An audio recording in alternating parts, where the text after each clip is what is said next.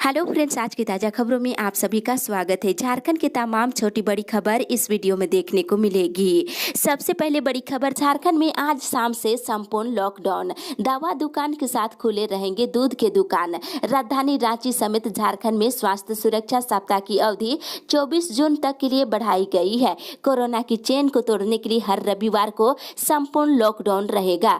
आज शाम के 4 बजे से लेकर सोमवार की सुबह 6 बजे तक लॉकडाउन जारी रहेगा। इस दौरान मेडिकल सेवा, होटल, रेस्टोरेंट और दूध के दुकानों को छोड़कर सभी दुकान प्रतिष्ठान बंद रहेंगे।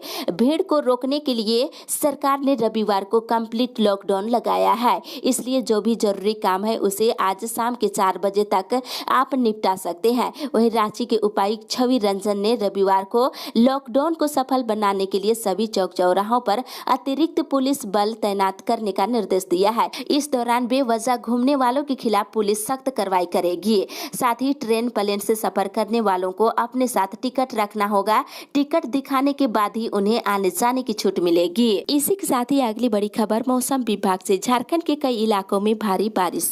झारखंड में शुक्रवार को भी मानसून मजबूत रहा और राज्य के कई इलाकों में भारी बारिश हुई है। वहीं लगभग सभी जगहों पर हल्के से लेकर मध्यम दर्जे की बारिश हुई है। राज्य भर में मैथन में सबसे ज्यादा बारिश हुई है। वहीं धनबाद में करीब 200 घरों में पानी घुस गया है। कई परिवार स्कूल, मंदिर और अन्य जगहों पर शरण लिए हुए हैं। वहीं लगातार हो रहे बारिश से मैथन और पंचेत डैम का जल स्तर काफी बढ़ गया है। वहीं इधर लगातार बारिश से राज्य में दामोदर, सोनरेखा, खरकाई, कोयल नदी उफान पर है और वहीं तेलैया डैम भी लबालब हो गया है और डैम के किनारे बसे लोगों को अलर्ट रहने को कहा गया है। हजारीबाग में बड़कागांव मुख्यालय से कई गांवों का संपर्क भी कट गया है। आपको बता दें, मौसम विभाग से मिली जानकारी के अनुसार अगले 6 से 7 दिनों तक जोरदार बारिश होने की संभावना बनी हुई है। 24 जून तक मानसून सक्रिय रहेगा। राज्य के लगभग सभी जिलों में मेघ गर्जन के साथ जोरदार बारिश रिकॉर्ड की जा सकती है। इसी के साथ ही अगली बड़ी खबर, झारखंड कोरोना अपडेट्स। झारखंड पिछले 24 घंटे के दौरान कोरोना के 141 नए मरीज मिले हैं, जिसमें बोकारो से 6, चतरा से 1, धनबाद से 3, पूर्वी सिंहभूम से 18, गढ़वा से 7, गिरिडीह से 6, गोड्डा से 2, गुमला से 18, हजारीबाग से 14, जामताड़ा से 2, खूंटी से 1, कोडरमा से 6, लातेहार से 3, लोहरदगा से 2, पाकुड़ पलामू से 1, रामगढ़ से 7, रांची से 19, साहिबगंज से 2, सरायकेला से 9, सिमडेगा से 8 और पश्चिमी सिंहभूम जिले से 5 कोरोना के नए मरीज मिले हैं। वहीं पिछले 24 घंटे के दौरान 274 मरीज स्वस्थ हुए हैं, जिसमें बोकारो से 13, चतरा से 13, देवघर से 11, धनबाद से 25, दुमका से 5, पूर्वी सिंहभूम से 39, गढ़वा से 10, गिरिडीह से 4, गोड्डा से 3, हजारीबाग से 15, जामताड़ा से 1, खूंटी से 5, कोडरमा से 6, लातेहार से 29, लोहरदगा से 15, पलामू से 12, रामगढ़ से 13 और साहिबगंज से 5, सरायकेला से 7, सिमडेगा से 30 और पश्चिमी सिंहभूम जिले से 13 मरीज स्वस्थ हुए हैं। वहीं राज्य में एक्टिव केस की संख्या लगातार घट रही है। 1811 एक्टिव केस रह गया है, जिसमें बोकारो में 59, चतरा में 93, देवघर में 57, धनबाद में 119, दुमका में 40, पूर्वी सिंहभूम में 221, गढ़वा में 27, गिरिडीह में 35 एक्टिव केस है। वहीं गोड्डा में 24, गुमला में 66, हजारीबाग में 129, जामताड़ा में 23, खूंटी में 49, कोडरमा में 25, लातेहार में 68, लोहरदगा में 31, पाकुड़ में 2, पलामू में 50, रामगढ़ में 21, रांची में 528, साहिबगंज में 20, सरायकेला में 60, सिमडेगा में 147 और पश्चिमी सिंहभूम जिले में 52 एक्टिव केस है। वहीं पिछले 24 घंटे के दौरान कोरोना से 2 मरीजों की मौत हुई है। पूर्वी सिंहभूम और रांची से 1 मरीज की मौत हुई है। इसी के साथ ही अगली बड़ी खबर, झारखंड बोर्ड के मैट्रिक और इंटर के रिजल्ट की तैयारी जोरों पर। 20 जुलाई तक रिजल्ट आने का असर। एक बड़ी खबर की झारखंड में मैट्रिक और इंटर के रिजल्ट की तैयारी जोरों पर है। फार्मूला तय होने के बाद इसमें तेजी आ गई है। 7 जुलाई तक राज्य के सभी स्कूल और कॉलेजों को इंटरनल असाइनमेंट का अंक देने का निर्देश दिया गया है। संभावना है कि मैट्रिक और इंटर का रिजल्ट 20 जुलाई तक आ सकता है। झारखंड में मैट्रिक और इंटर की परीक्षा 2021 के परीक्षार्थियों के मूल्यांकन की प्रक्रिया तय कर दी गई है। कक्षा 9वीं और 11वीं की परीक्षा के प्राप्तांक को इस वर्ष मैट्रिक और इंटर के रिजल्ट का मुख्य आधार बनाया गया है। 9वीं और 11वीं की परीक्षा में 5वें विषय में फेल विद्यार्थियों को मैट्रिक और इंटर की परीक्षा में संबंधित विषय में 33 अंक लाना होगा, तभी वे पास कर सकते हैं। रिजल्ट तैयार करने के लिए विभिन्न पहलुओं पर विचार विमर्श किया गया है। इसी के साथ ही अगली बड़ी खबर, सीएम हेमंत ने दोहराया अपना हर वादा को निभा निभाएंगे। मुख्यमंत्री हेमंत सोरेन ने कहा है कि उनकी सरकार अपने हर वादे को हर कीमत पर पूरा करेगी। राज्य के किसानों की कर्ज माफी की योजना की सफलता पर टिप्पणी करते हुए उन्होंने शुक्रवार को कहा है कि हम अपना वादा जरूर निभाएंगे। उन्होंने कहा है कि विरासत में मिली समस्याओं का निस्तारीकरण करते हुए हम नीतियों को अगले जमाने के लिए तैयार कर निरंतर आगे बढ़ने की दिशा में काम कर रहे हैं। अब तक राज्य के 2,46,000 किसानों के 980 करोड़ रुपए के कर्ज माफ कर दिए गए हैं और सरकार उनके कल्याण के लिए प्रतिबद्ध है। इसी के साथ ही अगली बड़ी खबर, कोविड से मृत शिक्षकों के आश्रितों को आर्थिक लाभ और मिले नौकरी। अखिल झारखंड प्राथमिक शिक्षक संघ झारखंड प्रदेश अध्यक्ष ब्रिजेंद्र चौबे ने डीएससी कमला सिंह से मिलकर कोविड से मृत शिक्षकों के परिजनों को आर्थिक लाभ और परिवार के एक सदस्य को अनुकंपा में नौकरी देने की मांग की है, जिस पर 3 दिनों के अंदर कोविड से मृत शिक्षकों के प्रमाण पत्र डीएससी कार्यालय में जमा करने को कहा गया है, ताकि उनके परिजनों को आर्थिक लाभ, अनुकंपा पर नौकरी और अन्य तरह के पावना लाभ का भुगतान किया जा सके। वहीं दूसरी ओर स्कूलों में की गई फीस वृद्धि पर रोक लगाए सरकार। झारखंड प्रदेश अभिभावक संघ का प्रतिनिधि मंडल शिक्षा मंत्री जगन्नाथ महतो से कल मुलाकात किया है।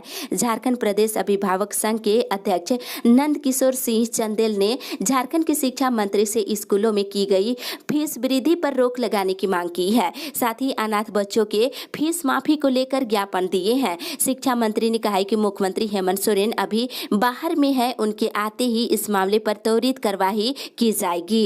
इसी के साथ ही अगली बड़ी खबर, अक्टूबर तक आएगी कोरोना की तीसरी लहर। एक बड़ी खबर की अक्टूबर तक भारत में कोरोना की तीसरी लहर आने की आशंका है। बेशक इसके लिए बेहतर तैयारी है, लेकिन महामारी कम से कम 1 और वर्ष के लिए सार्वजनिक स्वास्थ्य के लिए खतरा बनी रहेगी। मेडिकल एक्सपर्ट के रॉयटर्स पोल में ये बात कही गई है। वहीं दूसरी ओर 21 जून से लागू होगी टीकाकरण की नई नीति।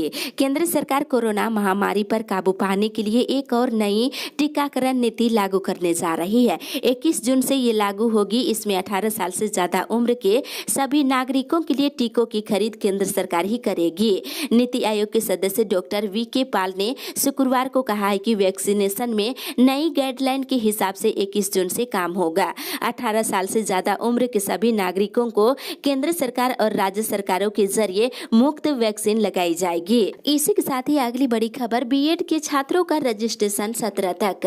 रांची विश्वविद्यालय के अंतर्गत सभी बीएड कॉलेजों के सत्र 2020 से 22 के लिए दस्तावेज के साथ रजिस्ट्रेशन फॉर्म जमा करने की अंतिम तिथि बिना विलंब शुल्क के 17 जुलाई तक है। वहीं 300 रुपये विलंब शुल्क के साथ 26 जुलाई तक फॉर्म जमा लिया जा सकता है। वहीं दूसरी ओर डीएसपीएमयू में परीक्षा 2 जुलाई से। डीएसपीएमयू प्रशासन ने स्नातक सेमेस्टर 1, सेमेस्टर 3 और सेमेस्टर 5 के साथ ही स्नातकोत्तर सेमेस्टर 1 और सेमेस्टर 3 के अंतिम सेमेस्टर की ऑनलाइन परीक्षा का कार्यक्रम जारी कर दिया है। इसके अंतर्गत सभी विषयों की परीक्षा ऑनलाइन ली जाएगी।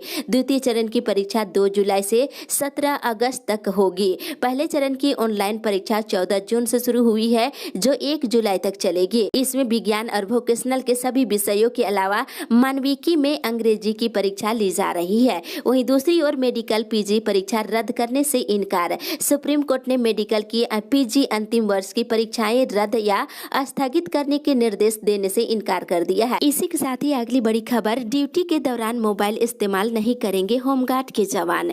होमगार्ड जवानों को निर्देश दिया गया है कि वे ड्यूटी के दौरान मोबाइल फोन का इस्तेमाल नहीं करेंगे। सीएमपीएफ कार्यालय के द्वारा उनके कैंपस में कार्यरत होमगार्ड के लिए ये निर्देश जारी किया है। वहीं दूसरी ओर बताते चले कि इधर कोयले की कीमत बढ़ा सकती है कोल इंडिया। कोल इंडिया कोयले की कीमत बढ़ाने पर गंभीरता पूर्वक विचार कर रही है। जल्द ही इस पर फैसले ले सकती है। कोल इंडिया के एक वरिष्ठ अधिकारी ने यह जानकारी दिया है। इसी के साथ ही अगली बड़ी खबर, 9 दिन लेट से खुलेगी टाटा हटिया पैसेंजर। रांची मंडल रेलवे के तुलिन और मुरी स्टेशन के बीच लाइन ब्लॉक के कारण टाटा नगर से हटिया पैसेंजर 9 दिन तक 1 घंटे लेट से रवाना होगी। दक्षिण पूर्वी रेलवे जोन से जारी पत्र के अनुसार 19 से लेकर 17 जुलाई तक हर बुधवार और शनिवार को 3 घंटे का लाइन ब्लॉक होगा। विकास कार्य को देखते हुए ये निर्देश जारी किया है। दूसरी ओर दिसंबर में चालू होगी एनटीपीसी के टंडवा पावर प्लांट की यूनिट।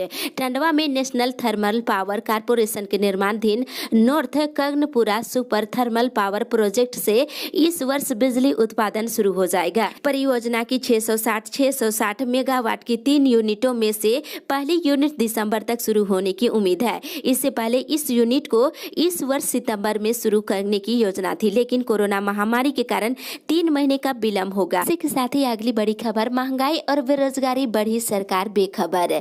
भारतीय कम्युनिस्ट पार्टी बुआरी जोर अंचल कमेटी की ओर से शुक्रवार को देशव्यापी महंगाई और बढ़ती पेट्रोलियम खाद्य पदार्थों की कीमतों के विरोध में एक दिवसीय धरना प्रदर्शन किया गया। इस अवसर पर भाकपा नेता रामजी शाह ने कहा कि देश में महंगाई, बेरोजगारी और भ्रष्टाचार को कम करने का दावा कर भाजपा सत्ता में आई, लेकिन भाजपा काल में बीते 7 वर्षों में देश की दुर्दशा हो गई है। अर्थव्यवस्था गर्त में चली गई है और भ्रष्टाचार चरम पर है। वहीं पेट्रोलियम पदार्थ सहित खाद्य तेल की कीमतें रिकॉर्ड स्तर पर चली गई है। मोदी सरकार महंगाई, बेरोजगारी, भ्रष्टाचार को रोकने में पूरी तरह से विफल हो रही है। साथ ही बभनिया गांव के अग्नि पीड़ितों को मुआवजा मुहैया कराने की मांग किए हैं। वहीं दूसरी ओर पहले ले वैक्सीन फिर खोले दुकान। गोड्डा नगर परिषद एक निर्देश जारी कर कहा है कि शहर में जितने भी दुकानदार हैं अपना वैक्सीनेशन जरूर करा ले। साथ ही साथ अपने स्टाफों को भी वैक्सीनेशन कराने को कहा है। वैक्सीनेशन कराने के बाद ही दुकानों को खोलने का निर्देश जारी किया है। इसी के साथ ही अगली बड़ी खबर, सिविल कोर्ट 21 से नहीं 28 से मॉर्निंग की जगह होगा डे। सिविल कोर्ट 21 जून से नहीं बल्कि सोमवार 28 जून से मॉर्निंग की जगह डे का हो जाएगा। कोर्ट का काम सुबह के 10:30 बजे से शाम के 4:30 बजे तक चलेगा। इस संबंध में प्रभारी न्यायायुक्त एसके शशि के हस्ताक्षर से रजिस्ट्रार ने अधिसूचना जारी कर दी है। वहीं दूसरी ओर 21 जून को मांग दिवस मनाएगा कर्मचारी संघ। झारखंड राज्य अराजपत्रित कर्मचारी महासंघ 21 जून को सभी जिला मुख्यालयों में मांग दिवस मनाएगा। संघ के प्रदेश महामंत्री अशोक कुमार सिंह ने कहा है कि कर्मचारियों से संबंधित मांग लंबे समय से की जा रही है, जिस पर सरकार मौन है। इसे लेकर मांग दिवस मनाने का फैसला लिया गया है। दूसरी ओर लंबित टीए भुगतान के लिए निदेशक को लिखा पत्र। बीआरपी सीआरपी एसएस संघ अपने लंबित टीए भुगतान और मोबाइल रिचार्ज के लिए शुक्रवार को राज्य परियोजना निदेशक को प्रार्थना पत्र सौंपा है। पत्र में लिखा है कि कोरोना काल में किसी भी कर्मी को देय सुविधा से वंचित नहीं किया गया है, जबकि विद्यालय बंद का कारण बताकर बीआरपी सीआरपी का अप्रैल 2020 से टीए भुगतान पर रोक लगा दी गई है। इसी के साथ ही अगली बड़ी खबर, बिना हार्वेस्टिंग बर्बाद हो रहा 90% पानी। पिछले एक हफ्ते से धनबाद में मूसलाधार बारिश हो रही है। जिले के कई इलाकों में बाढ़ की स्थिति है, लेकिन ड्राई जोन वाले जिले में शामिल धनबाद में वर्षा जल संचयन के लिए रेन वाटर हार्वेस्टिंग की सुविधा नहीं है। यही वजह है कि 90% पानी बर्बाद होकर नदियों के माध्यम से बाहर निकल जाता है। बताते चले, पानी नहीं बचाने के लिए नगर निगम 1.5 गुना होल्डिंग टैक्स ले रहा है। नगर निगम रेन वाटर हार्वेस्टिंग नहीं रहने पर प्रॉपर्टी टैक्स में 1.5 गुना अधिक राशि वसूलता है। ये राशि अपार्टमेंट में रहने वालों से वसूली जाती है। लोग जुर्माना भर रहे हैं, लेकिन रेन वाटर हार्वेस्टिंग की व्यवस्था नहीं कर रहे हैं। नगर निगम का दावा है कि 82,000 घरों में रेन वाटर हार्वेस्टिंग की सुविधा है, जो बिल्कुल ही काम की नहीं है। वहीं नगर निगम के अनुसार 22,000 घरों में रेन वाटर हार्वेस्टिंग की सुविधा नहीं दी गई है। वहीं दूसरी ओर झारखंड 4 साल में पड़ोसी राज्यों से 4 और 6 लेन से जुड़ेगा। एक राहत भरी खबर की झारखंड अगले 4 वर्षों में 5 पड़ोसी राज्यों से 4 लेन या 6 लेन एक्सप्रेसवे से कनेक्टिविटी हो जाएगी। एक तरफ दिल्ली से कोलकाता के बीच जीटी रोड 6 लेन का एक्सप्रेसवे बन रहा है। इससे जुड़े राज्यों यूपी, बिहार, पश्चिम बंगाल के लिए झारखंड को 6 लेन कनेक्टिविटी मिलेगी। वहीं दूसरी ओर झारखंड सरकार ने भारतीय राष्ट्रीय राजमार्ग प्राधिकरण की भारतमाला के अंतर्गत बनाए जा रही इकोनॉमी कॉरिडोर को अपनी प्राथमिकता सूची में शामिल करते हुए सड़क निर्माण से संबंधित कार्यों में तेजी लाने का निर्देश दिया है। इससे उड़ीसा, छत्तीसगढ़, बिहार, उत्तर प्रदेश, पश्चिम बंगाल के लिए नई 4 लेन कनेक्टिविटी मिल जाएगी। इसी के साथ ही अगली बड़ी खबर, 5 लाख ग्रामीण उपभोक्ताओं से किस्तों में बकाया बिल लेगा निगम।